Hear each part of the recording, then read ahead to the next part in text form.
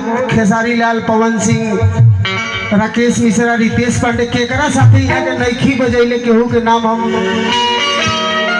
और साथे साथे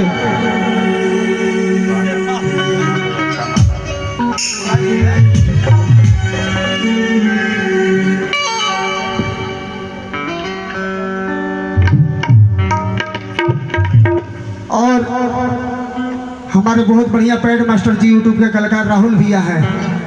आप लोग यूट्यूब खोलिएगा, अरविंद प्रेमी यादव लिखिएगा, RRD म्यूजिक वर्ल्ड, उसमें इन्होंने पैड भी बजाया, इन्होंने ढोलक भी बजाया, इन्होंने कीबोर्ड भी बजाया है और साथ में अरुण भैया बेंजू भी बजाए हैं। ये जितना भी कलाकार हैं, ये संजीव भैया कीबोर्ड प्ले कर रहे हैं। जितना भी कलाकार हैं यहाँ पर सारे आपको यूट्यूब पे मिलेंगे और हमारे एल्बम में खास मिलेंगे।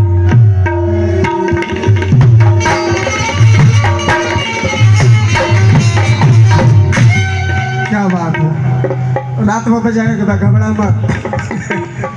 रात में बजाएगा तनी भीड़ के हमरा के इकट्ठा करे दो। आई कमेटी के कर्जकर्ता जो लोग भी कमेटी के कर्जकर्ता लोग बानी, सब लोग का हार्दिक हार्दिक हार्दिक अभिनंदन बा अरविंद प्रेमी यादव की तरफ से। हम चाहब कि ऐसा ऐसा छठ पूजा हर साल वर्षों वर्षों तक होत रहे के चाहिए, ताकि हमनी की आवे के आ कुछ गावे के कुछ सुनावे के मौका मिले के चाहिए। वो सब कमेटी भैया के लोग के, जितने लोग भी कमेटी लोग के भैया बाने, केहू के नाम तो हम उतना नहीं जाना, बाबा के नाम जाना तो नहीं, अवधेश भैया के नाम जाना।